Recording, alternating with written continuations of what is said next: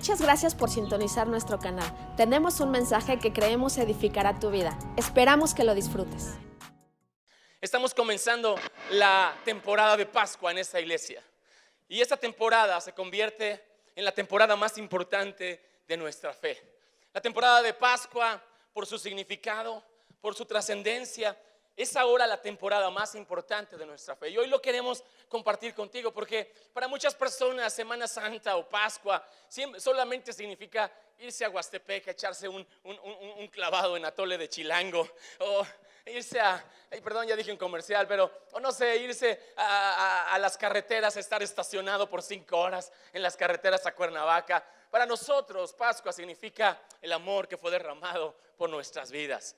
Hay una historia que sucedió en el 2013 aquí en nuestra ciudad, en nuestro país. Se registró una explosión en el edificio B2 de la Torre de Petróleos Mexicanos. Las autoridades reportaron 100 heridos y 13 personas que lamentablemente fallecieron con esta explosión. Este hecho desató una ola de rumores a través de las redes sociales. Cientos de fotografías se publicaron en Twitter, en Facebook, en Instagram, en las cuales se observaron los daños del edificio y la gente que fue evacuada de sus lugares de trabajo, así como las labores de rescate de todos esos héroes anónimos. ¿Por qué no les das un aplauso a todos los mexicanos que han sido héroes en medio de las catástrofes de nuestra nación? Ahora, muchos de ellos no conocemos sus nombres y no sabemos sus historias, pero entre las publicaciones destacan una serie de fotografías donde las personas que colaboran con los trabajos de rescate. Lo curioso de estas imágenes es que un sujeto tiene un enorme parecido con un superhéroe de la serie de películas de hombres X, Wolverine. ¿Cuántos saben quién es Wolverine en la serie de cómics de DC? Estas fotografías se difundieron de manera viral, provocando que este héroe anónimo, este Wolverine mexicano héroe, se convierta en una tendencia en las redes sociales. En las imágenes se puede ver al joven que ayuda, que apoya, quien se convirtió en este héroe anónimo en medio de la tragedia, apoyando los trabajos de rescate al ayudar a varios de los lesionados. Hoy les presento al Wolverine mexicano. Creo que está junto a Tormenta también. ¿Ya vieron? Probablemente nunca habías conocido su historia. No sabías de él, pero fue un héroe anónimo, una persona que nunca buscó protagonismo. ¿Por qué les platico esta historia? Porque a lo mejor no conocías a este compañero nuestro mexicano, héroe en medio de una tragedia. No lo conocías tú, yo no lo conocía, y lo que no conocemos no lo podemos celebrar. Podemos tener una historia magnífica, pero si nadie la cuenta, nunca impactará. Será ignorada, nadie la va a recordar cuando a veces la historia es distorsionada. En la medida que conocemos y que entendemos, que experimentamos la obra de Jesús, entonces la podemos disfrutar. Cuando no conocemos el sacrificio de Jesús o no lo entendemos, no podemos honrarlo, no podemos celebrarlo. ¿Sabes? Con el sacrificio que Jesús hizo en la cruz del Calvario, ganó para nosotros una vida nueva y por eso podemos adorarlo. Pero cuando ignoramos la historia, cuando entendemos por qué Jesús tuvo que ir a la cruz del Calvario, entonces nuestras vidas no tienen nada que celebrar. ¿Cuál es el origen de esta historia? ¿Por qué tuvieron que suceder así las cosas? ¿Que acaso no había otra manera de que Dios pudiera salvarnos? Bueno, y además, ¿qué tiene que ver conmigo? ¿Qué tiene que ver contigo? Porque han pasado más de 2000 años desde esto que sucedió. ¿Por qué tendrías que poner tu vida en esta historia? Bueno, hoy quiero platicarte la historia de la Pascua. Hoy quiero compartir contigo por qué la semana de Pascua, la Semana Santa, es la fecha más importante, no solo de nuestra fe, sino de nuestra vida. ¿Por qué no le dices a tu vecino, abróchate el cinturón de seguridad, esto se va a poner muy bueno? Vamos a aprender el día de hoy, a través de 3 historias que encontramos en la Biblia, el trasfondo de la fecha de Pascua. Vamos a comprender de dónde viene la historia de Pascua, de dónde surge la forma en la que Cristo tuvo que dar su vida, en la que Jesús tuvo que dar su vida por nosotros. Y es que esta historia es tan trascendente que dividió la historia de la humanidad en 2. Yo puedo decir hoy que la historia se divide en antes del sacrificio de Cristo y después del sacrificio de Cristo Jesús. Muchos historiadores se preguntan si el año 1 corresponde al nacimiento, a la muerte o años después, y muchos historiadores no se ponen de acuerdo. Pero yo afirmo que la historia de la humanidad se divide en antes del sacrificio de Cristo y después del sacrificio de Cristo, por lo que pasó en tu vida y lo que pasó en mi vida. Antes del sacrificio de Cristo no teníamos esperanza, no teníamos vida. Y mi historia y la historia de muchos, de millones de personas se dividió en dos gracias al sacrificio de Jesús. ¿Alguien puede aplaudirle a ese sacrificio enorme, increíble que sucedió? Por favor, viajemos en el tiempo 1200 años antes de que Cristo viniera al mundo. Los israelitas viven en Egipto. Han sido esclavos por generaciones. Han pasado siglos de dolor. Han pasado siglos sin esperanza. No tienen la fuerza ni la motivación para defenderse, mucho menos para pelear por su liberación. Mientras los israelitas, dice el libro de Éxodo capítulo 12, todavía estaban en la tierra de Egipto, el Señor dio las siguientes instrucciones a Moisés y a Aarón. A partir de ahora, este mes será el primer mes del año para ustedes. Anuncien a toda la comunidad de Israel que el 10º día de este mes, cada familia deberá seleccionar un cordero o un cabrito para hacer un sacrificio. Un animal por cada casa, por cada familia. Versículo 11. Y estas son las instrucciones para cuando coman esa comida. Estén totalmente vestidos, lleven puestas las sandalias y tengan su bastón en la mano. Coman deprisa porque es la Pascua del Señor. Versículo 12 dice: esa noche pasaré por la tierra de Egipto y heriré de muerte a todo primer hijo varón y a la primer cría macho de los animales en la tierra de Egipto. Ejecutaré juicio contra todos los dioses de Egipto porque yo soy el Señor. Pero la sangre sobre los marcos de las puertas servirá de señal para indicar las casas donde ustedes estén. Y cuando yo vea la sangre, pasaré de largo. Esa plaga de muerte no los tocará a ustedes cuando yo hiera la tierra de Egipto. Versículo 17, celebren el festival de los panes sin levadura, porque les recordará que este mismo día yo saqué a sus grandes multitudes de la tierra de Egipto. ¿Sabes? La promesa de salvación en la vida judía se parece mucho a nuestra historia. Llegó cuando nosotros aún éramos pecadores y nuestros pecados nos tenían esclavizados. Ninguno de nosotros hacíamos lo que queríamos, sino hacíamos lo que el pecado quería que hiciéramos. Vivíamos lastimando a nuestros seres queridos. Queríamos tener trascendencia en este mundo y jamás lo lográbamos. Y vivíamos atados y esclavizados por vicios, adicciones y por malos hábitos. Eso es el pecado.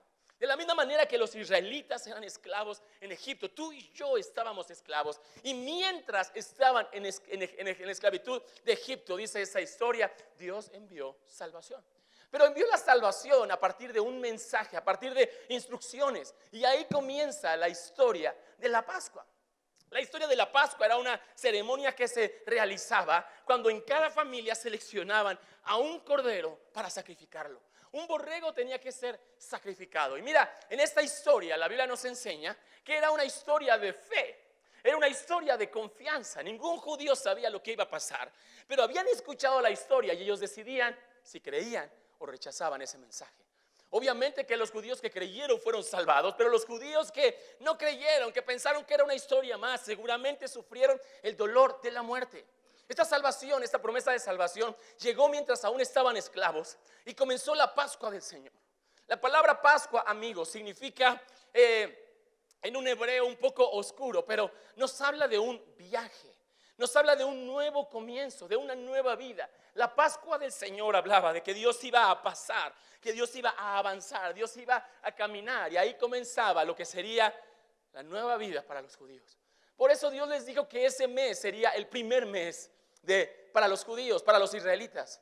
Un nuevo comienzo para cada uno de ellos, un nuevo principio, el principio de una nueva vida, el principio de un nuevo viaje. Dios tenía preparado para los israelitas. Por eso les digo, coman deprisa, coman con sus sandalias puestas, con el bastón en su mano, porque será la Pascua del Señor.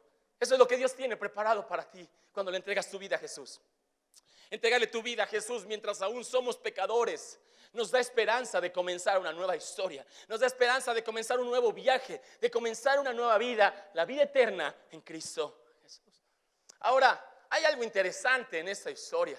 Imagínate, por favor, quiero que te imagines conmigo esa escena donde Dios les había dicho: para que pueda haber vida tiene que haber un sacrificio. Para que puedan vivir tus hijos alguien tiene que morir. En esta ocasión el que tiene que morir es un cordero. Un cordero muere para que los hijos de esa familia puedan tener vida. ¿Te puedes imaginar hipotéticamente esa conversación con el borreguito? Imagínate esa noche que le dicen al borreguito: borreguito, vamos a vivir. Y el borrego dice: yeah. El corderito, ¿cómo le ponemos al corderito? Vamos a ponerle Babe, el corderito valiente, ¿no? Hey, Babe, vamos a vivir. Y Babe dice: sí, pero tú tienes que morir. ¿Cómo? Sí, tú tienes que morir para que nosotros podamos vivir. ¿No que se trataba de vida? Sí, se trata de vida. Para nosotros se trata de vida, pero para ti se trata de muerte. Entonces yo tengo que morir para que ustedes vivan. Sí, ¿por qué no mueren ustedes para que yo viva? No, el que tienes que morir eres tú para que los hijos de casa puedan vivir. Ahora, esa conversación no sucedió en la historia judía, los borregos no hablan, pero esa conversación sí sucedió en la Trinidad. Cristo Jesús entregando su vida para que tú y yo podamos vivir, entregando su vida para que tú y yo podamos comenzar un nuevo viaje, una nueva vida, la vida eterna en Cristo Jesús.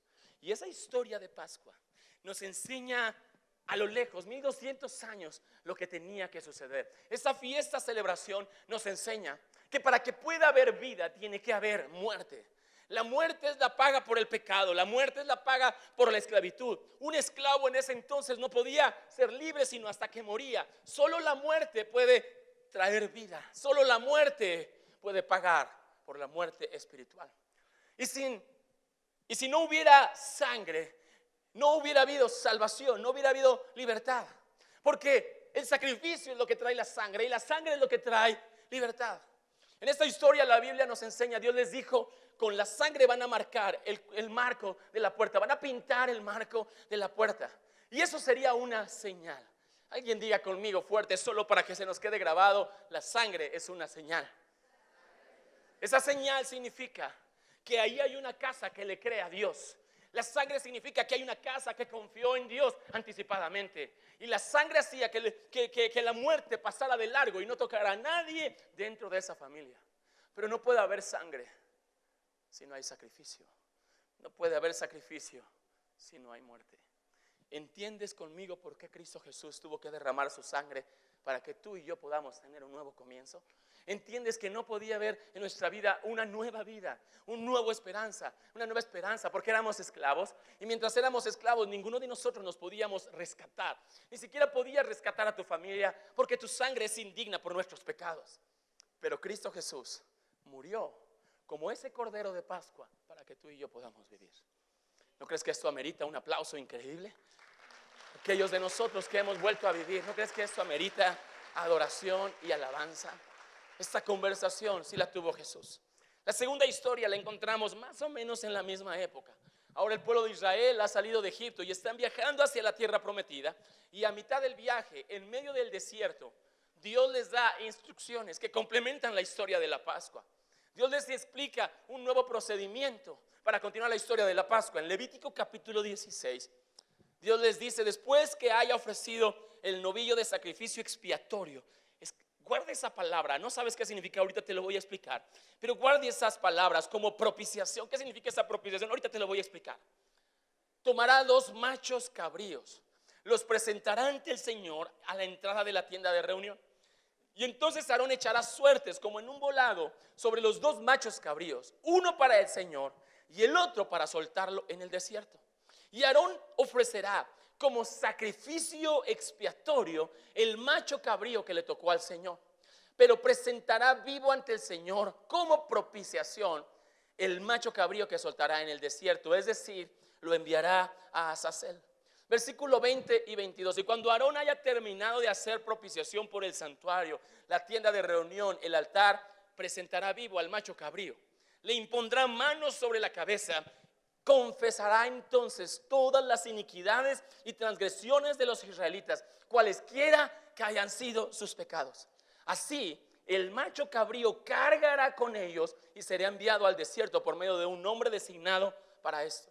Y el hombre soltará en el desierto al macho cabrío, y éste se llevará a tierra árida todas las iniquidades. Ahora encontramos otra ceremonia, otro sacrificio. Ya ha pasado la Pascua. Y la Pascua nos enseña que hay liberación. La Pascua nos enseña que somos libres de la esclavitud. Pero ahora hay otro sacrificio. Porque cuando los israelitas van camino a la tierra prometida, Dios recuerda que los israelitas están llenos de pecado. Dios recuerda que han cometido transgresiones, que han dicho mentiras, que han dicho malas palabras, que se han rebelado contra sus padres, que han tenido pensamientos de lujuria, que han cometido faltas sexuales, toda clase de pecados. Y por el pecado no pueden entrar a la tierra prometida. Así que Dios enseña y plantea las reglas del juego y enseña la forma en la que los israelitas pueden tratar con el pecado. Y esa forma se llama expiación. ¿Qué significa la expiación? Escucha esto, la expiación es cuando se elimina la culpa del pecado a través de una tercera persona que toma responsabilidad por los pecados que alguien más cometió. Expiación no solamente significa borrón y cuenta nueva. Expiación significa que alguien tiene que pagar los platos rotos por las fechorías que tú cometiste. Alguien tiene que pagar, alguien tiene que ser el culpable. No solamente es un borrón y cuenta nueva, sino es hacer culpable a un inocente para que el que es culpable pueda seguir viviendo. Expiación significa intercambiar la culpa y ponerla en alguien más. Y la Biblia nos enseña que se seleccionaban 2 becerros. Tenían que ser perfectos los becerros y echaban suertes. Uno de ellos tendría que morir y con su sangre presentarla delante de Dios como pago del pecado. Y luego otro tenía que literalmente cargar con la culpa e irse al desierto en una señal simbólica de llevarse el pecado de los israelitas. Imaginas esa tarde. Yo quiero que pienses conmigo cómo era esa reunión. Está el sacerdote, tienen 2 borregos preciosos, perfectos, echan suertes, este es el que va a morir, este es el que va a vivir. Después de que sacrifican el borrego por el pecado, el sacerdote Aarón pone sus manos sobre la cabeza del borrego y empieza a decir: Paquito, Paco Roberto engañó a su esposa. Y por allá a lo lejos Paco Roberto agachaba la cabeza. Y luego Lluvia Sofía dijo mentiras a su comadre. Y por allá Lluvia Sofía agachaba la cabeza. Y además Carlos Alberto, Alejandro, vio una película pornográfica. Y por allá Carlos Alberto decía, agachaba la cabeza. Y todos los pecados que eran confesados eran expiados. Había un momento de tremenda vergüenza por 1 año de libertad. Ese sacrificio lo tenían que realizar cada año para expiar sus pecados. Y los israelitas tenían 2 opciones. La primera opción era no pasar el momento de vergüenza por sus pecados, pero todo el año cargar con el pecado y las consecuencias del pecado, o pasar un momento de vergüenza donde el sacerdote confesara lo que pasó y dijera públicamente tu pecado, pero el pecado pasaba a ese inocente animal. Y entonces el animal que nunca había dicho una mentira, el animal que nunca había engañado a su esposa, el animal que nunca cargaba con el pecado de los culpables. Yo no sé, imagínense cuántos de ustedes quisieran llegar a ese servicio. Les gustaría llegar a esa reunión donde vamos a confesar aquí en la iglesia lo malo que hiciste esta semana, pero el pecado se va a quitar de ti y se va a pasar a este animal. ¿Te imaginas esa reunión? ¿Cuántos llegarían temprano a ese servicio? Imagínate el último pecado que confesáramos. El pecado de Alejandro es que es bien chismoso. Imagínate esa reunión. Un momento de vergüenza por 1 año de libertad. ¿Tú lo harías? ¿Expondrías tu vida? ¿Tú te pondrías de pie y decir, yo también tengo pecados de los que me quisiera librar? Cuando Dios escribió el Antiguo Testamento y dictó sus leyes, lo hizo con 2 propósitos. Número 1, mostrar la justicia de Dios y los requisitos de Dios. Hacernos entender que Dios es perfectamente justo. Y número 2, enseñarnos cuán pecadores somos nosotros que nos hemos apartado de Dios.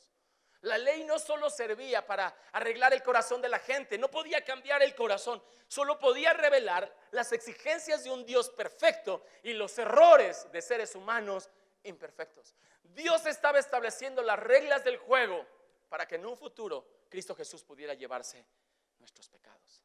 Cuando Cristo Jesús estuvo en la cruz del Calvario, sucedió el sacrificio perfecto, el único, perfecto y eterno sacrificio. Pero Cristo Jesús, que nunca pecó, tomó tu pecado y mi pecado y los cargó. Porque Dios no solamente podía decir, ya, no pasó nada, empecemos de nuevo. No, porque Él es justo. Dios no simplemente podía tronar los dedos y decir, ok, perdono tu pecado y ya. No, alguien tenía que pagar los platos rotos. Dios tendría que ser justo, si no, Él no podría ser llamado Dios. Alguien tenía que pagar. Tenía que haber un inocente, alguien que nunca cometiera pecado para cargar con el pecado. El Señor Jesucristo en la cruz del Calvario estaba cargando con tus mentiras, mis mentiras, de toda la humanidad. Fue tanto el pecado que Cristo cargó en la cruz del Calvario que el Padre se tuvo que apartar. ¿Se acuerdan cuando Jesús dijo, Padre mío, ¿por qué me has abandonado? ¿Se acuerdan? Porque estaba tan cargado de pecado que Dios no puede tolerar el pecado en su presencia. Y por primera vez en toda la historia de la Trinidad, el Padre se separa de Cristo porque estaba cargando nuestros pecados. No solamente estaba tronando los dedos y diciendo, ya no pasa nada, no. Él estaba cargando con la culpa de nuestras transgresiones. ¿No crees que esto merece una celebración increíble? ¿No crees que Jesús es digno de que le entreguemos nuestras vidas? Él no solamente nos declaró inocentes, sino cargó con la culpa para que tú y yo podamos tener nuestra vida. Él se hizo culpable para que tú y yo podamos ser inocentes. Él cargó nuestros pecados para que tú y yo podamos vivir con libertad. Alguien tiene que aplaudirle al Señor, pero bien fuerte. Cargó nuestros pecados en la cruz del Calvario. Eso se llama expiación. Expiación es tomar la culpa de alguien más. Expiación es cuando alguien dice, échenme a mí la culpa, carguen conmigo y déjenlo a él inocente. La tercera historia que te quiero compartir sucedió 700 años de que Cristo estuviera en la cruz. En un hombre llamado Isaías, él era un israelita y seguramente él había practicado la Pascua en toda su infancia y en su juventud. Él había celebrado una y otra vez la Pascua, cada año recordaba, había estado en la expiación del pecado y siempre que los judíos celebraban la Pascua recordaban el pasado. Recordaban cuando los israelitas eran esclavos y fueron hechos libres. Pero este hombre llamado Isaías fue un profeta de Dios y Dios le reveló no solo el pasado, sino Dios le reveló lo que iba a suceder 700 años más adelante. Y él escribió lo siguiente en el capítulo 53, inspirado por Dios. ¿Quién ha creído nuestro mensaje? A quien ha revelado el Señor su brazo poderoso. Mi siervo creció en la presencia del Señor como un tierno brote verde, como raíz en tierra seca. No había nada hermoso ni majestuoso en su aspecto, nada que nos atrajera hacia él. Fue despreciado y rechazado, hombre de dolores, conocedor del dolor más profundo. Nosotros le dimos la espalda y desviamos la mirada. Fue despreciado y no nos importó.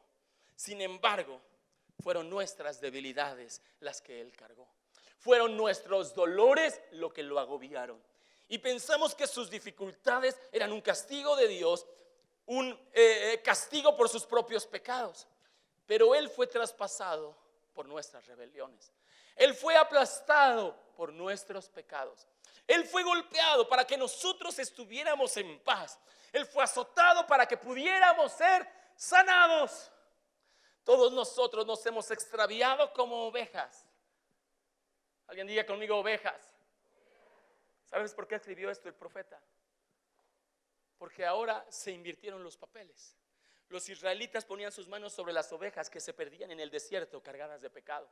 Pero ahora los israelitas, cargados de sus pecados, se convertían en esas ovejas en el desierto, extraviadas, perdidas y cargadas de pecado. Hemos dejado los caminos de Dios por seguir los nuestros. Sin embargo, el Señor puso sobre él los pecados de todos nosotros. Fue oprimido y tratado con crueldad. Sin embargo, no dijo ni una sola palabra. Como cordero fue llevado al matadero y como oveja en silencio ante sus trasquiladores, no abrió su boca. ¿Te das cuenta cada detalle que se cumplió en Cristo Jesús? Si has escuchado alguna vez la historia de Cristo, la pasión de Cristo, puedes darte cuenta que el profeta Isaías parece que viajó en el tiempo, no lo sé, pero él estaba narrando hasta los más mínimos detalles de lo que sucedería en la pasión de Cristo Jesús. Lo hirieron de muerte por la rebelión de mi pueblo. A nadie le importó que muriera sin descendientes, ni que le quitaran la vida a mitad del camino. Versículo 9, él no había hecho nada malo y jamás había engañado a nadie, pero fue enterrado como un criminal. Fue puesto en la tumba de un hombre rico. Formaba parte del buen plan del Señor aplastarlo y causarle dolor. Sin embargo, cuando su vida sea entregada en ofrenda por el pecado, tendrá muchos descendientes. Disfrutará de una larga vida y en sus manos el buen plan del Señor prosperará. Cuando vea todo lo que se logró mediante su angustia, quedará satisfecho. Y a causa de lo que sufrió, mi siervo justo hará posible que muchos seamos contados entre los justos, porque él cargará con todos los pecados de ellos. Y yo le rendiré honores de un soldado victorioso, porque se expuso a la muerte, fue contado entre los rebeldes, cargó con los pecados de muchos e intercedió por los transgresorios. Yo creo que le puedes dar un mejor aplauso a Cristo Jesús. Ahora entiendes por qué tenía que pasar lo que sucedió, hasta el más mínimo detalle. El profeta Isaías, que conocía la historia de Pascua, ahora veía el futuro. Ahora nos veía a ti y a mí como ovejas llevadas al matadero. Ahora veía a Cristo Jesús como un siervo amoroso del Señor, cargando con la culpa y siendo una ofrenda por el pecado. ¿Te acuerdas que había 2 becerros en la ceremonia de expiación? Un becerro era entregado a Dios por culpa de nuestros pecados y otro era enviado cargando los pecados. Eso mismo hizo Cristo Jesús. Presentó su sangre, sus clavos.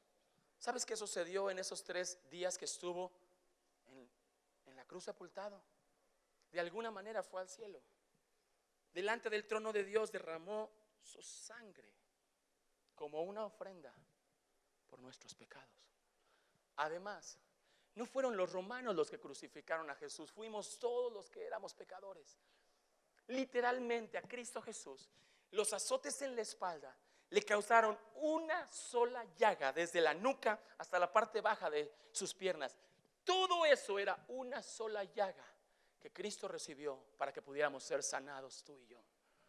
¿Cómo no adorar a aquel que se llevó nuestras enfermedades? ¿Cómo no celebrar a aquel que tomó la culpa de nuestros pecados? ¿Cómo no exaltar a Cristo Jesús, que se presentó delante del Padre siendo inocente como culpable para presentar su sangre y que tú y yo hoy pudiéramos decirle a Dios: papá, querido papá? ¿Cómo no celebrarlo? ¿Cómo no adorarle? Algunas personas se les hace pesado venir el miércoles a la reunión. Es que es muy tarde, es que estoy muy lejos, tendría que salir 1 hora antes de mi trabajo. Pero cuando has entendido el sacrificio que Cristo hizo por ti, no te pesa adorar al Señor. Y también tengo que ir a un ministerio, también tengo que servir a otros y lavar los pies de los demás. Cuando has entendido lo que Cristo, cuando lo has entendido, si solo te lo han platicado, si solo lo has visto en una película, pero cuando entiendes que Cristo lo hizo por ti, no hay nada que no podamos hacer por Él. ¿A poco también tengo que ofrendar? Cuando entiendes la ofrenda que Cristo hizo por nosotros, no nos cuesta trabajo adorarlo, impulsar su obra, celebrarlo, ir a los orfanatos y compartir el amor de Jesús, hacer el tiempo para ir y predicar a otros del Evangelio cuando hemos entendido su sacrificio. Cuando entendemos que la pasión de Cristo tuvo como propósito que tú y yo pudiéramos tener todos los requisitos legales y espirituales para ser declarados inocentes. Dios no solo perdonó tus pecados, Él los cargó. Y Él no solamente te declaró un pecador perdonado, Él te declaró ahora un hijo de Dios. Wow. Quiero terminar esta exposición de la siguiente manera. Los israelitas celebraron 1200 años la Pascua como una sombra lejana de lo que sucedería en el Calvario. Después, el profeta Isaías vio en una visión, de alguna forma Dios le reveló lo que iba a pasar en la cruz del Calvario. Pero hubo un hombre que lo vio en carne propia, que lo miró en su tiempo de vida, en tiempo real, y él escribió lo siguiente. Quiero que, entendiendo la historia que acabamos de platicar, entiendas lo que un hombre llamado Juan, el capítulo 1 dice: al día siguiente Juan vio que Jesús se acercaba y dijo: miren, el Cordero de Dios que quita el pecado del mundo. Él es el Cordero. Él vio a Cristo Jesús y no lo vio como un ser humano más, sino recordando la historia de Pascua, recordando la historia de los corderos de expiación. Él ahora entiende que Cristo Jesús es el sacrificio perfecto para quitar el pecado del mundo. Porque el sacrificio de los becerros solo podía expiar los pecados, pero no podía cambiar el corazón. Pero el sacrificio de Cristo sí puede cambiar nuestro corazón, limpiar nuestros pecados y darnos una vida nueva de una vez y para siempre.